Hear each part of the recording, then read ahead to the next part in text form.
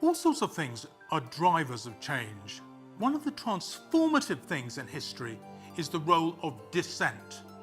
People who have challenged the system and demanded a different and better way of life. The 1790s was the age of revolution. The Industrial Revolution was beginning to transform Western Europe.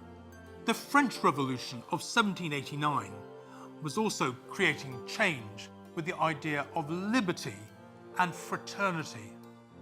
But perhaps equally significant was the revolution that took place in Haiti in 1798, where slaves, led by the black political leader Toussaint L'Ouverture, secured the end of slavery. This fed into the idea that unfree labor was abhorrent. Rebels like Toussaint L'Ouverture created the idea of freedom.